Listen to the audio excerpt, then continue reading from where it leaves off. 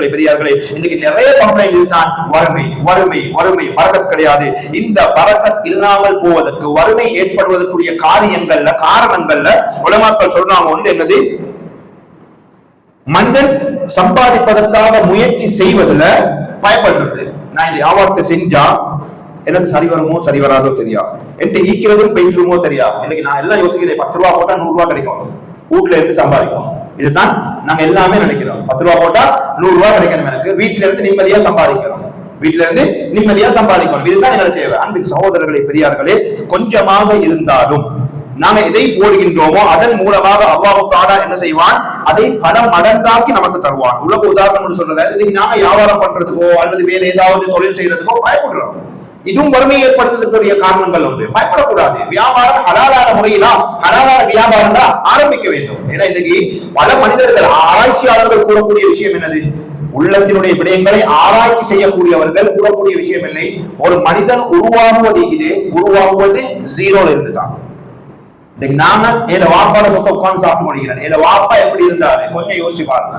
கொஞ்சம் வரலாறு கேளுங்க வாப்பாட்ட அல்லது அப்பாட்ட கேளுங்க. யாரோ ஒருவர் ஜீரோல இருந்து வந்தவர் தான். ஒரு குடியோண்டு இருக்குது ரோட்ல, சில சமயம் ஜீரோவும் இல்ல மைனஸ்ல இருந்தும் வருவாங்க. பெரும் பெரும் இன்று பணக்காரர்களா இருக்கக்கூடிய மனிதர்கள்ட்ட கொஞ்சம் அவங்களோட லைஃப் கொஞ்சம் கேட்டு பாருங்க, அவங்க எப்படி பணக்காரர்களா ஆகினார்கள். ஒன்று அவருடைய வாப்பா அல்லது அவருடைய வாப்பாட வாப்பா யாரோ ஒருத்தர் ஒன்று ஜீரோல இருந்து வந்திருப்பாங்க அல்லது மைனஸ்ல இருந்து வந்திருப்பாங்க. ஒரு குழி ஒன்று தோண்டிக்குது, ஒரு குழி ஒன்று தோண்டிக்குது. எங்களுக்கு அந்த குழியை தாண்டணும், அந்த குழி என்ன செய்யணும், தாண்டணும். உலக உதாரணம் பார்க்கிறது லேசா விளங்குறதுக்கு. அந்த குழியை தாண்டணும்டா அந்த குழியுடைய ஓரத்துல இருந்து பாய பார்த்தா பாயலாம், அந்த குழியுடைய ஓரத்துல இருந்து நாம ஜம்ப் பண்ண பார்த்தா ஜம்ப் பண்ணலாம். கொஞ்சம் பெரிய குழி என்ன செய்வோம், ரிவர்ஸ் போவோம், பின்னுக்கு போயிட்டு பின்னுக்கு இந்த ஓரத்துல வந்து பாயலாம். சில சமயம் மைனஸ்ல இருந்தும் வரும், ஒன்று ஜீரோல ஆரம்பிக்கும், அப்படி இல்லைன்னா மைனஸ்ல இருந்தும் வரும் வியாபாரம். எனவே எதை அல்லாஹ் நமக்கு வழங்கி இருக்கின்றானோ நாம் எதற்கும் பயப்படாமல் ஹலாலான வியாபாரமாக இருந்தால் அதை நாங்கள் பார்க்க வேண்டும். ஹலாலா ஹராமா இதை நாங்கள் கட்டாயம் சிந்திக்க வேண்டும். ஹலாலான வியாபாரமாக இருந்தால், ஹலாலான தொழிலாக இருந்தால் நாம் அந்த தொழிலை செய்வதில் பயப்பட வேண்டிய அவசியம் கிடையாது. அல்லாஹ்வின் மீது பாரத்தை சுமத்தி நாம் அந்த ஹலாலான ரிஸ்கை சம்பாதிப்போமே ஆனால் நிச்சயமாக அல்லாஹ் தஆலா என்ன செய்வான், அதில் எங்களுக்கு பரக்கத் செய்வான். நம்முடைய நாயகம் ஸல்லல்லாஹு அலைஹி வஸல்லம் அவர்கள் ஒரு தடவை அமர்ந்திருக்கிறாங்க, சஹாபாக்கள் உட்கார்ந்திருக்கிறாங்க. ஒரு வாலிபர், ஒரு அழகான ஒரு வாலிபர் உண்டு, ஒரு யங் பாய் உண்டு, நல்ல உடம்பு மீக்குது, நல்ல பொடியும் மீக்குது, ஓடி போறாரு, அவசர அவசரமா நடந்து போறாரு. அவசர அவசரமா என்ன செய்யறாரு, சஹாபாக்கள் நிக்கிறாங்க, நம்முடைய நாயகம் ஸல்லல்லாஹு அலைஹி வஸல்லம் நிக்கிறாங்க, முன்னால் அப்படியே அவசர அவசரமா நடந்து போறாரு. அப்பொழுது இதை பார்த்த சஹாபாக்கள் சொன்னாங்க, இந்த வாலிபன் தன்னுடைய வாலிபத்தை, தன்னுடைய இந்த சக்தியை, நல்ல உடம்பு மீக்குது, மாஷா அல்லாஹ், நல்ல பொடி மீக்குது, நல்ல யங் ஆகிக்கிறாரு, இவர் இந்த சக்தியை அல்லாஹ்வுடைய பாதையில செலவழிச்சிருந்தா நல்லா இருக்குமே அப்படின்னு சஹாபாக்கள் சொல்றாங்க. ரசூலுல்லாஹ் உட்கார்ந்திருக்காங்க அந்த இடத்துல. அந்த வாலிபர் போறத பார்த்து சொல்றாங்க, நல்ல பொடியும் மாஷா அல்லாஹ் நல்லா இருக்குது, உடம்பு மீக்குது, யங்காவும் மீக்கிறாரு, எவ்வளவு அவசரமா ஓடுறாரு ஒரு வேலைக்கு.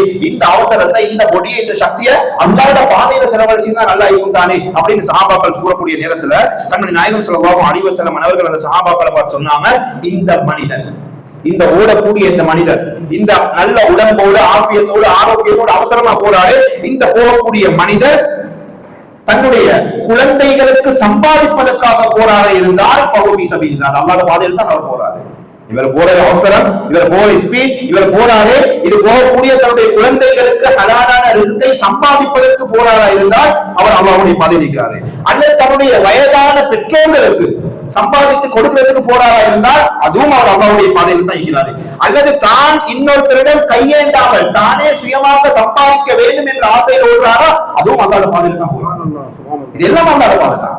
அப்ப அவர் போறது ஹலாலான ரிஸ்கை சம்பாதிக்க போறாரு. தன்னுடைய குழந்தைகளுக்காக இருந்தாலும் சரி, தன்னுடைய வயோதிபத்தை அடைந்த உம்மா அப்பா தாய் தந்தைக்காக இருந்தாலும் சரி, அல்லது நான் இன்னொருத்தர வேண்டி கையேந்த கூடாது, எனக்கு அல்லாஹ் போதுமான அளவு ரிஸ்கை தரணும் என்பதற்காக வேண்டி போவாரா இருந்தால் இவை அனைத்துமே அல்லாஹ்வுடைய பாதையில தான் போறாங்க. பொதுவாக சொல்வதா ஹலாலான ரிஸ்கை சம்பாதிக்கிறதுல ஒரு மனிதன் தன்னுடைய உற்சாகத்தை வெளிப்படுத்த வேண்டும், சோம்பேறித்தனமாக இருக்கக்கூடாது.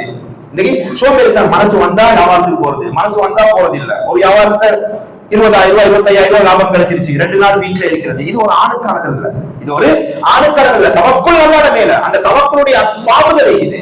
அதனுடைய காரணங்கள் அல்லாஹ் வியாபாரத்திற்காக தொழிலுக்காக ஏற்படுத்தி இருக்கக்கூடிய அந்த காரணங்களை மனிதன் முயற்சி செய்ய வேண்டும். அவ்வாறு முயற்சி செய்வதுதான் ஒரு மனிதன் மீது கடமை என்பதை நாம் ஞாபகத்தில் வைத்துக் கொள்ள வேண்டும். அன்பின் சகோதரர்களை, பெரியார்களே, இந்த ஹலாலான ரிஸ்க தேடுறது இபாதத். ஆரம்பத்தில் சொன்ன மாதிரி இது ஒரு இபாதத்தான ஒரு இபாதத்துல மனுஷனுக்கு என்ன இருக்கக்கூடாது, கஷ்டம் சோம்பேறித்தனம் இருக்கக்கூடாது. இந்த நியாமத்தை, இந்த இபாதத்தை நியாமத்தாக உணர்ந்து, அல்லாஹ் எனக்கு வழங்கியிருக்கக்கூடிய நியாமத் என்பதாக உணர்ந்து நாம் அதை இபாதத்து செய்யணும். அந்த இபாதத் செய்யறதுல மனுஷனுக்கு என்ன செய்யக்கூடாது, சோம்பேறித்தனம் இருக்கக்கூடாது. நல்லா செய்யணும். நான் ரோட்ல போயிட்டு பண்ணிக்கிறோம், தொழுகையுடைய நேரம் முடிய போகுது, கவா ஆக போகுது, பள்ளி இன்னொரு 10 நிமிஷம் டிரைவ் பண்ணினாதான் பள்ளிக்கு போகலாம், இன்னொரு 20 கிலோமீட்டர் இருக்குது பள்ளிக்கு போறதுக்கு, தொழுகை கவா ஆகுது. என்ன செய்வோம், ரோட்ல முசல்லா விரிச்சு தொழுந்துருவோம், கிப்லா பார்த்து ரோட்ல முசல்லா விரிச்சு உதவ எடுத்துட்டு கிப்லா பார்த்து தொழுவோம். இதை யாரும் கேலியாக நினைக்க கூடாது.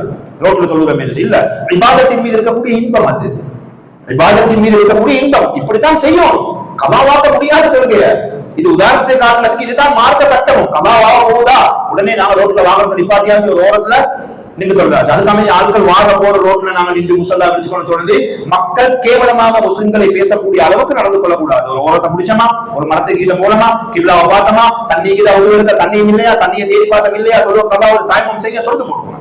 பரவை நிறைவேற்றி விடுங்கள். இதுதான் மார்க்க சட்டம். இபாதத் செய்வதில் நாங்கள் என்ன செய்யக்கூடாது, நாங்கள் கேவலமாக இழிவாக நாங்களே கருதி கொள்ளக்கூடாது. யார் மதவாத எதுவும் சொல்ல மாட்டாங்க. இபாதத்தின் மீது ஒரு மனிதனுக்கு இன்பம் ஏற்பட வேண்டும். எனவே அன்பின் சகோதரர்களை, பெரியார்களே, நபிமார்கள் கூட பல தொழில்களை செய்திருக்கிறாங்க. ஆடு வைத்த நபிமார்கள் இருக்கின்றார்கள், ஆடை நெசவு செய்த நபிமார்கள் இருக்கிறாங்க. நூலை வச்சு என்ன செய்வாங்க, சாரம் செய்யறது, அதே மாதிரி துணிகள் செய்யறது நெசவுன்னு சொல்லுவாங்க.